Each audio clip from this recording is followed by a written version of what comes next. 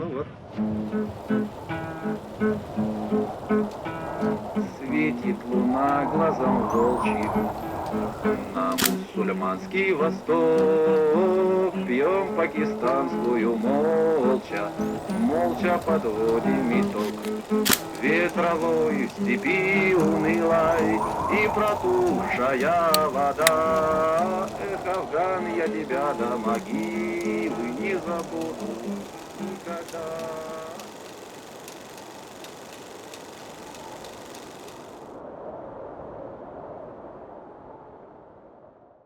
Vinny here reporting for the Dulce base files. Behind us we have another one of the mysterious helicopters that we seem to deal with every time we're out here. Today we wanted to expand our horizons a little bit following our previous episode. It is related to the tunnels still. We are just having a broader perspective looking at them. Today I will be going into detail about the Anza Borrego ghost lights, glowing orbs. They have many names, but they have been a persistent phenomenon since 1858, and we feel like it's worth discussing. But while we're up on Palomar Mountain, we wanted to give you guys a very interesting story we found while doing research.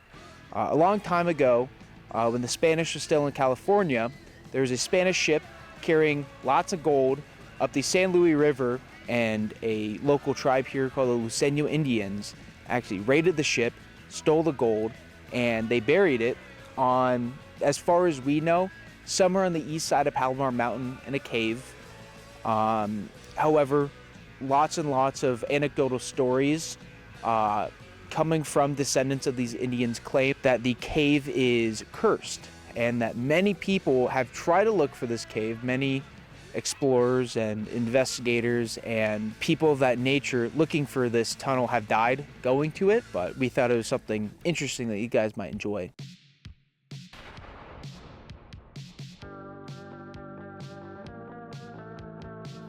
There's an earthquake in 1942, 6.6 magnitude, right in the center of a U.S. Naval reservation in Anza Borrego, just about 5 or 6 miles from the coordinates of our entrance.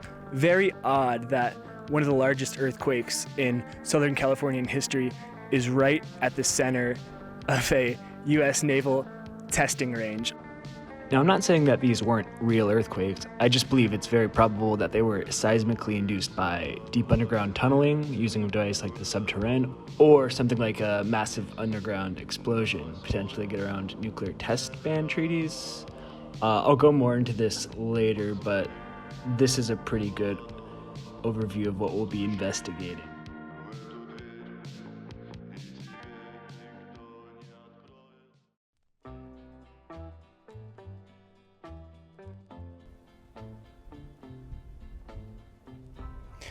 So we are at the basis of the trail leading to Goat Canyon Trestle. Goat Canyon Trestle is a point of interest for us. It was a railroad that was built. It started in 1905, finished in 1919, in some of the most rugged parts of Anza Borrego in order to connect San Diego to the more of the Southwest. Now, what we find very interesting is there were dozens of accounts of railroad workers, rugged individuals who've been living out in the desert for months at a time, building railroad, getting only a foot a day sometimes, being scared off. I mean, running in fear from their camps, from glowing orbs. And this happened not once, not twice, but on several occasions. Our goal is to continue driving, try and get as close as we can as the trestle. However, it's 100 degrees out here. It's pretty damn hot, so we're gonna do our best.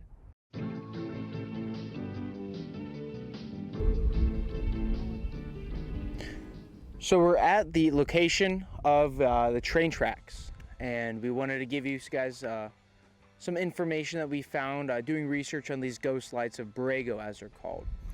Now, the first ever official reporting of these ghost lights started in 1858 with a Butterfield stagecoach driver in the Borrego region. He reported seeing glowing orbs around 100 feet in the air, moving in a slow pattern.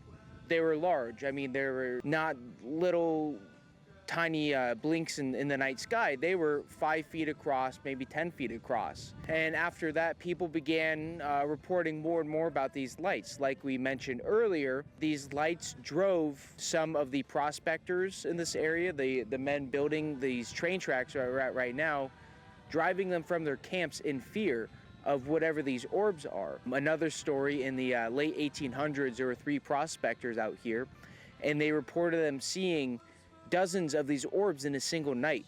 At first, they began to rise in the air and dissipate or explode in a spectacular fashion, which they assumed maybe they were fireworks or it was some sort of explosive being used for prospecting, despite the fact that they heard no sounds. However, as they continued to see them, they began to fly in a parabolic motion, and maybe it was flares. But then, before they complete their arc, they started going the opposite direction and returned from the original state at which they started. I've never heard of a flare that does that, and so that raises some questions. Then, of course, you have the train conductor who derailed his train over an orb light in which he believed was a oncoming train. I mean, there's a million stories to describe them. However, it's a recurring phenomenon that, frankly, no one knows what it is. And so, hopefully tonight, we're going to be staying up pretty late out here. Maybe we see something. We'll have to find out.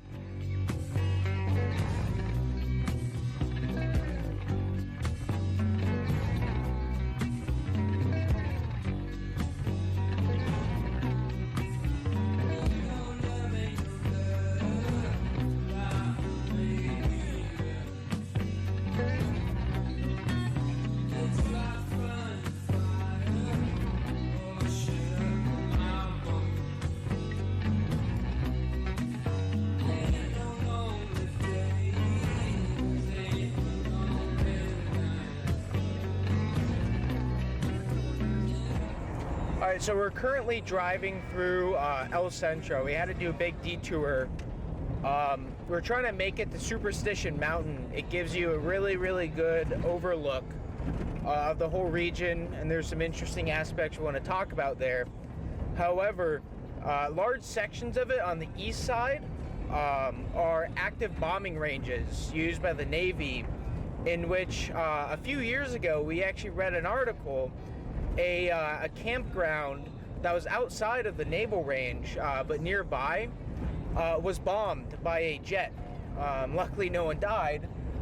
So we currently have to drive the long way around a whole mountain range in the middle of nowhere. So that's our update for now. We'll get back to you guys when we make it to the section that we're trying to go to.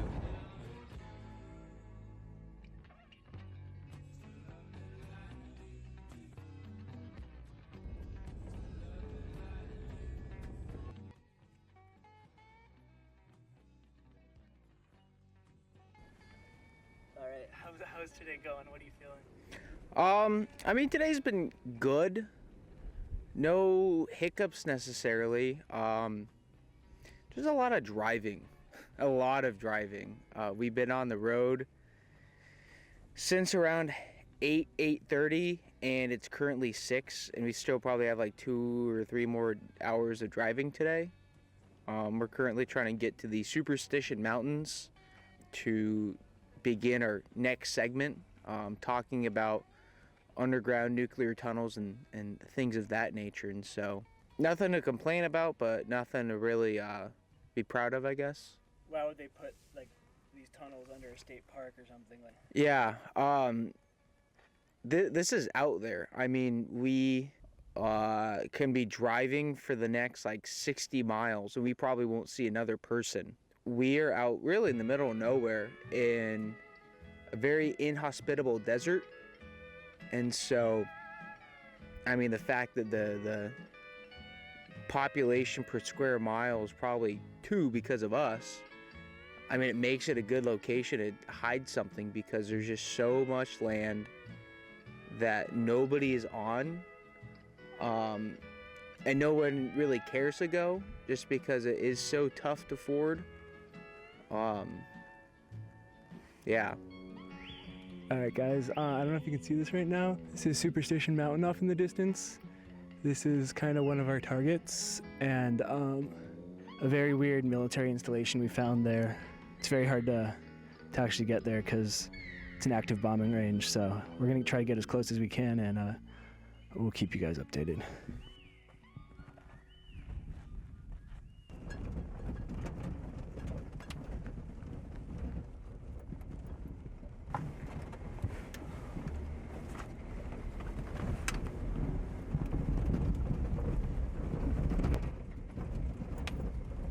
Sign over there. All right, guys. So right now we're at Superstition Mountain, right at the base of it. This mountain's surrounded by naval testing grounds, and there are a few really weird roads leading up the mountain to these odd buildings that we can't find any information on. Some of them appear to be related to microwave radio towers, but we can't figure out what this one is. We're gonna try to get some more info on it, and maybe get some better videos, but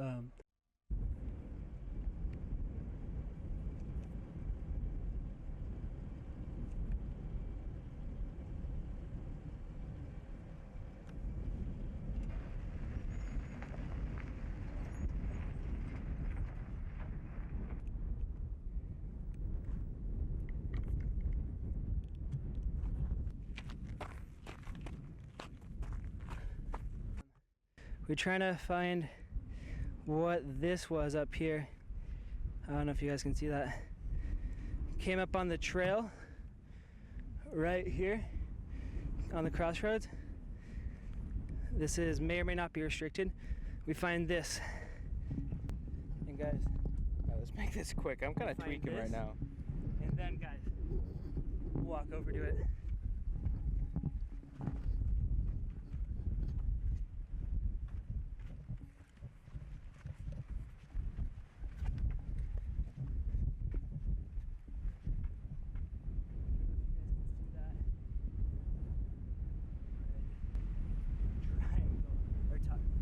Yeah, so we were driving. We reached an intersection that leads up to that building that we don't know what it is. We think it may be connected to the radio towers in front of us. However, ooh, I'm tangled on the cord. All of a sudden we were like, what is that red thing? We keep walking, and there's a red pyramid. No markings, no nothing. Made of plywood, painted red. And I mean, there's a broken in piece that we looked at. There's nothing in it, an empty beer can. But yeah, we don't know what it is. Kind of strange. We are approaching the area of the shooting range for the Navy. So Jason is thinking it might be a marker for unexploded ordnance, maybe? We don't really know. Yeah, both of us are genuinely at a loss for what this is.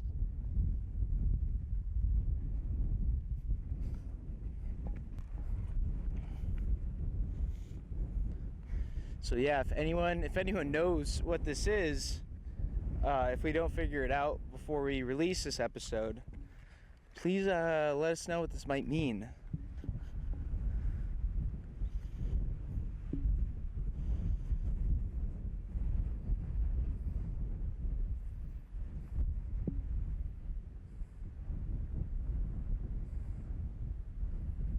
All right, let's head in.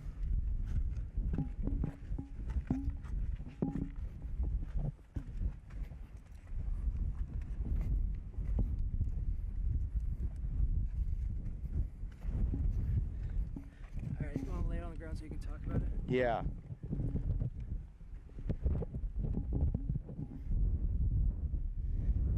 So we did not break this in. This was broken in when we got to it. There's nothing inside. It's just kind of dirt and rock like the rest of the terrain. There's a empty beer can in there. That's about it. We have no fucking clue what this mysterious red pyramid in the middle of the desert is. Talking about how it might be like a target. Did you say that? Yeah. We think it might be a designation for unexploded ordnance. We don't see any craters or anything. It sounds like there's a bomb sitting in there. I mean, that's the only kind of logical conclusion, considering we are close to a naval range for aircraft. Yeah, we don't know.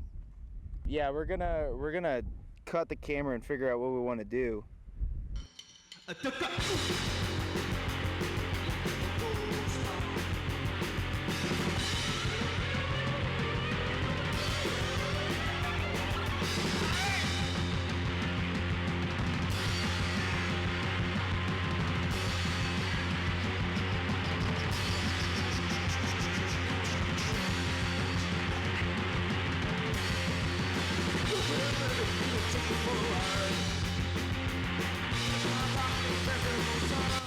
Alright, so we're currently driving away from whatever that red pyramid was. Both of us both got a little spooked because realistically it was a aerial bombardment target or something along those lines, even though it was a mile in on BLM land. It was there for some reason, and I don't know, you don't put a red triangle in the middle of nowhere for no fucking reason. So, yeah, we're just trying to get as far away as we can as possible right now.